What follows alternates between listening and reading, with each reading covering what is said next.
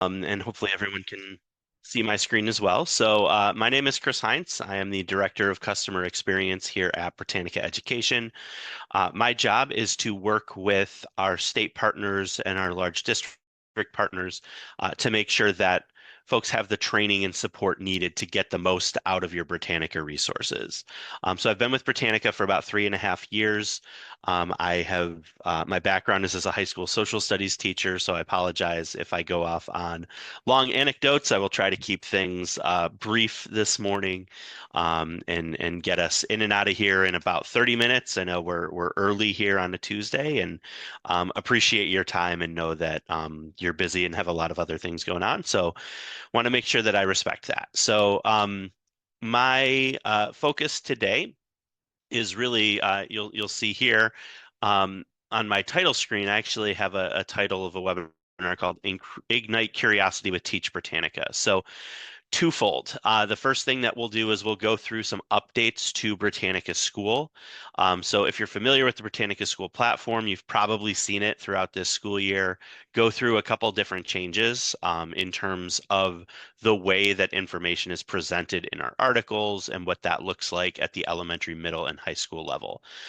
So I'll do a quick tour of Britannica School just to keep everyone up to date on the newest features that have been added and give you some insight into what is coming. Then we'll go into our newest resource, which is called Teach Britannica. And this is a site that has been designed to be open access for all educators to really bridge that gap between what the solid, trusted nonfiction content in Britannica in classroom practice. So I'll share a little bit about some of the different resources that are available to you, some brand new ones that were just uploaded this week as well, but ways that, if you're in the school library, ways that you can work with your teachers and work with your students to help them beef up their research skills and to really provide some good evidence-based practices for classroom instruction.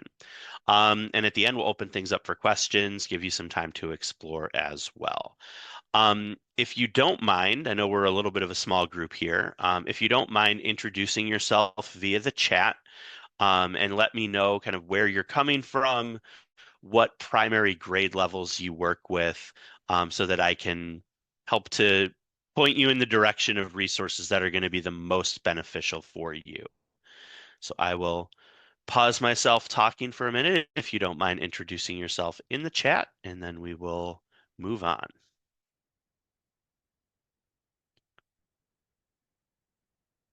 All right, Sarah, all of South Carolina and all grade levels. So that doesn't narrow it down, but that is okay. We will get you the information that you need. No apologies necessary. We'll cast a wide net with our resources.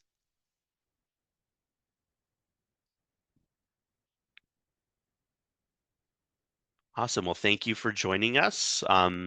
Tired working in a small private school. We'll make sure to get you everything that you need, everything you need to know about Britannica here. So thank you. All right, so let's jump in. And actually, before I get to that, let me go to Britannica School. So for those of you who are familiar with the Britannica School resource, this may look familiar to you as our landing page for the 3 levels of Britannica School. So basically, Britannica School takes all of our article, image, video, all of our encyclopedia content and levels it into tiers for students at the elementary, middle, and high school level. Articles are written at an appropriate Lexile range for students in those grade bands.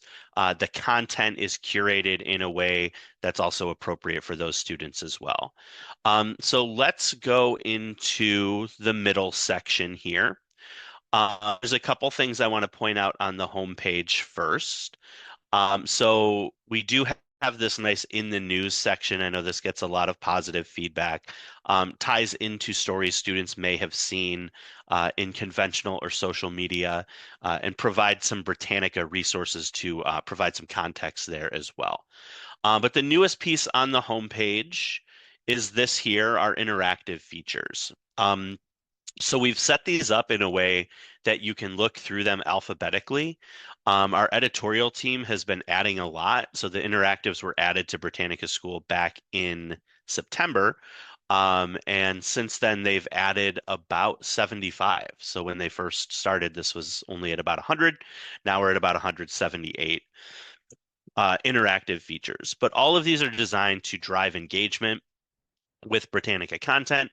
You'll also see these presented in line in Britannica articles to provide context and drive engagement with those resources as well. One that I do like to highlight when I come to this page here is, and some of you may relate to this, but when I go to conferences, when I interact with folks, a lot of times what I hear is, "Oh, I remember Britannica, back from my parents purchased it and we had it on our shelf in our den," or, "I remember it at my grandparents' house." And one of the things that people talk about a lot are those clear plastic pages that showed the body systems.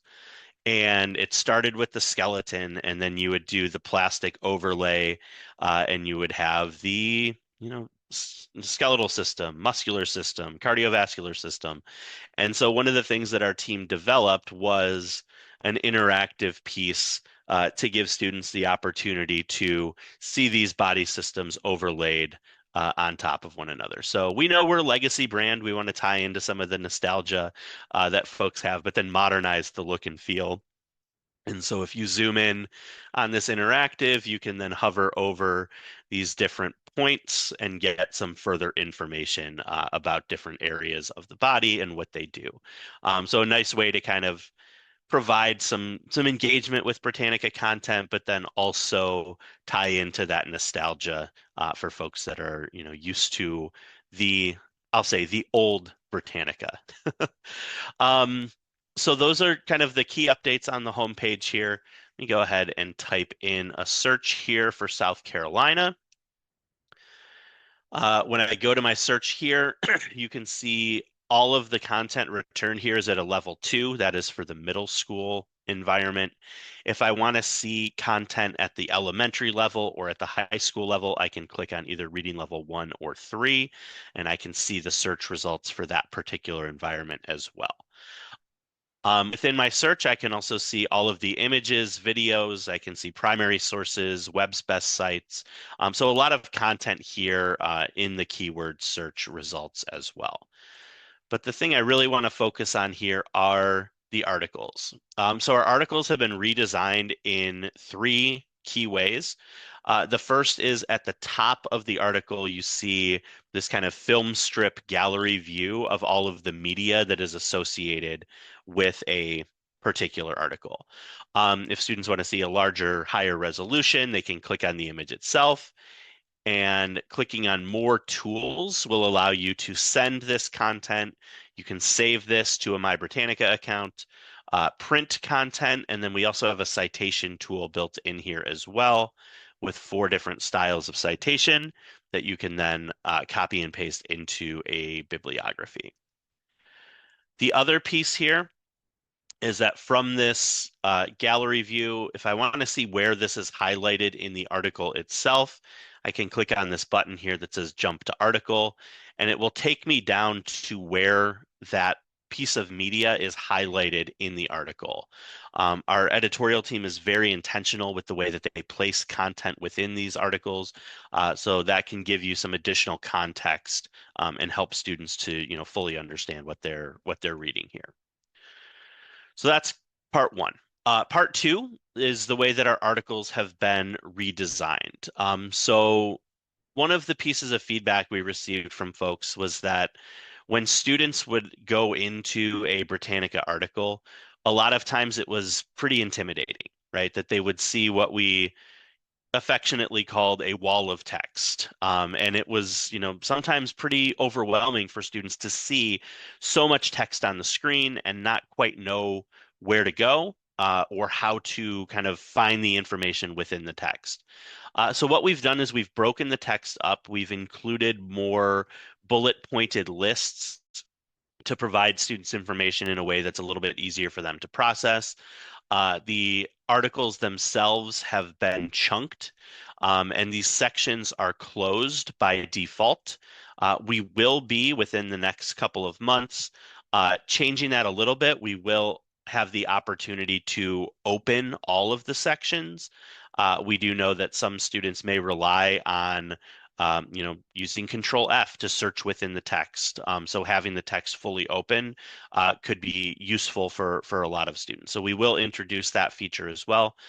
Currently, the sections are closed by default.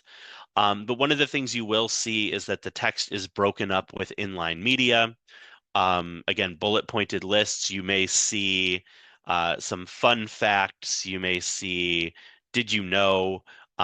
Just different sections designed to break that text up and make it easier, reduce the cognitive load on students. We do still have all of the accessibility features built in, so there is a read aloud piece here. South Carolina, shaped roughly like a triangle. So it'll highlight all of that content. We do also have, if a student is unsure of what a word means and can't figure it out based on the context of the article, they can double click on that word in the text and they'll get this pop-up definition from our partner company, Merriam-Webster. So you have the English definition, the Spanish translation, as well as the pronunciation. Opposite. So that's the second key change, right? Is introducing these features to make it easier for students to process context. The third is on the left upper side of the page here. This is our navigator feature. And so this allows students to control the article, right? They can go through and browse all of the different sections here without having to leave the comfort of the navigator. They can also utilize some of the sharing tools here. So we have a citation tool for all of our articles. We have the save tool, so you can save this to your My Britannica account for later use. You can also curate those into resource packs and share those directly with your students as well. You can send content via Google Classroom, Google Drive, or Microsoft Teams, and then you can print hard copies of the article. When you print, it will print in a PDF form and it will remove images. So you'll just be printing the text from the article as well. Then down here on the bottom, we have our accessibility features. So you can translate content into over 100 languages using Google Translate, and this will machine translate that content. If I hover over a sentence or a paragraph, you'll see that it highlights that paragraph, and then I'll have a pop-up with the original text as well. You can adjust the font size up or down as needed. And then finally, this is our newest feature here, this open dyslexic font. So if I click on that, it'll convert all of the font in the article or on the page into this open dyslexic font that's been designed to be easier for students with dyslexia to process. The last piece here is you can use the navigator to control what level article you're reading here. So if you're in the middle school section and you have students that are struggling that would like to have an article that's a little bit easier to process, you can click on reading level 1. It will take them to the elementary article that covers that same topic. So the articles in the elementary are a little shorter. They're at a little lower lexile range.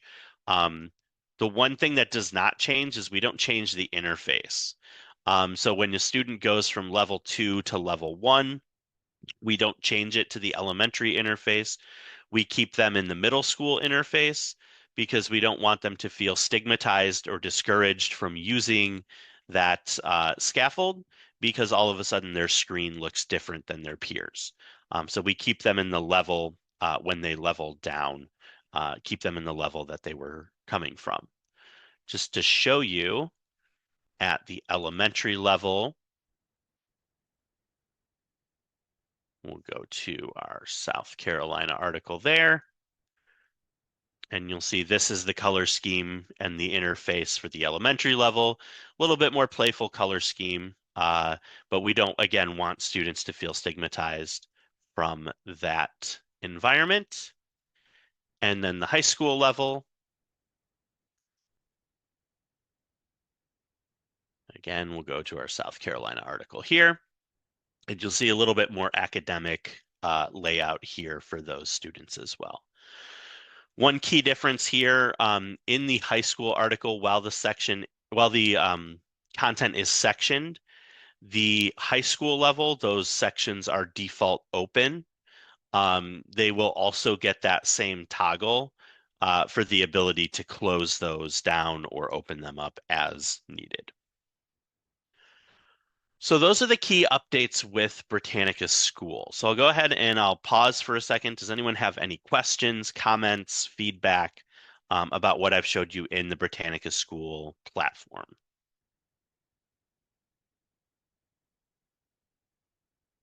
And I know I could spend hours if needed to go through all of the aspects of Britannica School, but nobody wants to hear me speak that long. So open things up for questions, and if not, we can move on. Awesome, thank you. All right. So the last few minutes here, I want to go over our newest resource. This resource was developed and launched in September. And it's called Teach Britannica. And so I spoke about this a little bit as we kicked off our agenda, but Teach Britannica is a hub of educator resources really designed to help educators use Britannica in the classroom, help to strengthen student research skills, but really just provide a nice bank of free resources that you can use to strengthen your usage of Britannica School. So there's three different areas that we'll speak about, actually four. Since I developed this slide deck, we've added a new section of content, which is bell ringers and exit slips. So I'll show you what those look like.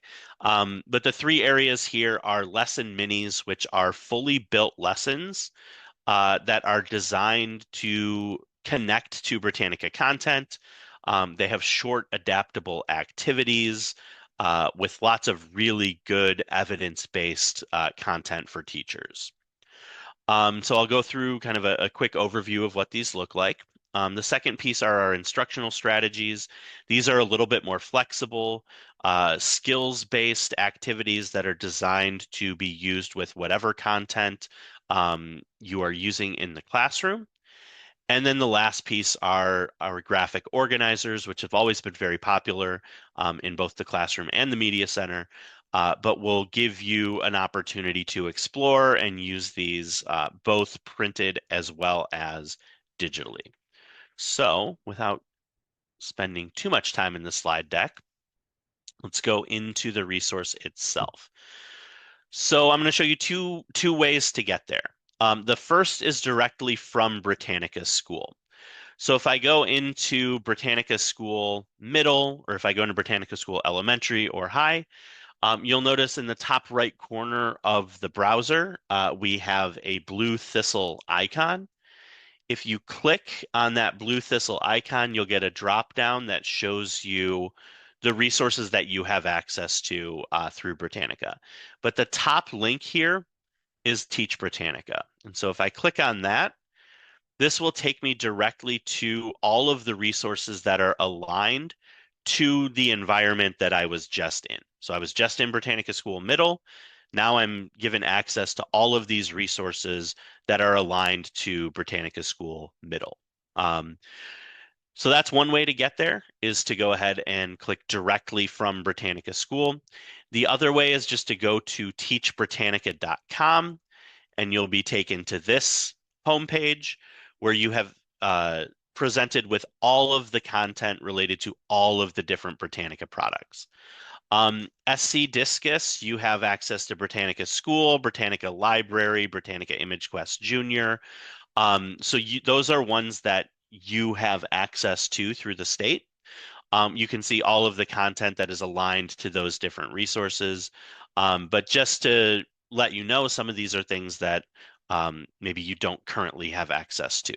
So you'd be able to access all of the Teach Britannica content, but not all of it corresponds to what is offered through SC Discus.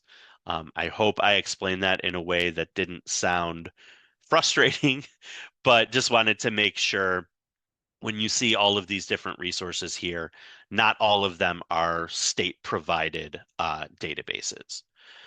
So we will spend our time here in the Britannica School piece. And I'll focus on each one of the different resources that are available. So the first here are the lesson minis. You can see we have now 12 of these at the middle school level. Some of these are focused on research, but we do have some science and social studies content here as well. So as a social studies teacher, how about I'll go into our Introduction to Civics lesson mini as an example here. And what you'll see is we have a quick overview of the lesson. We have some ideas for where you can implement this, uh, front load all the key vocabulary and definitions, provide some authentic learning extensions as well. So how can we extend learning beyond the classroom? Then we get down to our activities. So each one of these lesson minis is going to have somewhere between 2 and 5 activities. These are designed to be used either sequentially if you choose to implement all of them, or you can pick and choose what's going to work best for your students. But each one is going to have kind of a pacing guide here. I didn't pick a great one because all of these are right around 40 minutes. But you'll see some of the activities are, 20 minutes, some are 20 to 30, 30 to 40, or 40 plus. But you can choose which one you want to implement with your students here. And then for each lesson, we provide the materials that you'll need. So here we show kind of what materials you'll need in the classroom. We have links back to Britannica School content. So if I click on that, it will take me directly into the Britannica School platform. We also have handouts and graphic organizers that are aligned to these as well. So really trying to make this as easy as possible to implement in the classroom. All of these are designed to be both printable. I don't know why it's not quite pulling up here, but you can also have fillable PDF forms so students can type directly in the document itself. Then we have our implementation steps. So kind of the semi-scripted way of implementing this resource in the classroom. So kind of all the steps that you would go through as you are planning this particular lesson. We have some suggestions for differentiation and variation for different student groups. And then finally, some suggestions for collaborative teaching as well. So ways that you can work with a team teacher to divide that work up among all of the folks that are in the room. So those are the lesson minis. Again, they're really, strong evidence-based lessons designed to be implemented in the classroom or the media center, but really connect to key topics and align with Britannica School content. The second piece here, these are our bell ringers and exit slips. I'll be honest, I have not had a chance to go through all of these yet, but there are some really good short activities designed to take up, 5 minutes at the beginning of class. I know when I was teaching, I was often bouncing around from one classroom to the next. I think one of the years I was teaching, I had 5 periods, 3 different preps, and 3 different classrooms that I was in. So bell ringers were a lifeline for me because I would have to get into the classroom and get everything set up in the 4-minute passing period.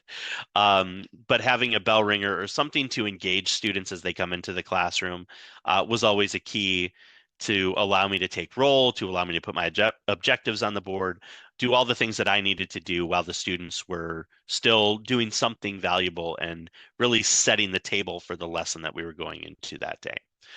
So these can be really powerful tools as well. The third piece here, these are our instructional strategies. These are designed to be very flexible, skills-based activities that can connect with whatever content you're teaching in your classroom. So if you're working with students and really want them to take good notes, and note taking is a struggle for a lot of students. So this column notes activity can really give you a nice procedure for how to work on this skill with students, but have it connect to whatever content you're currently teaching in the classroom.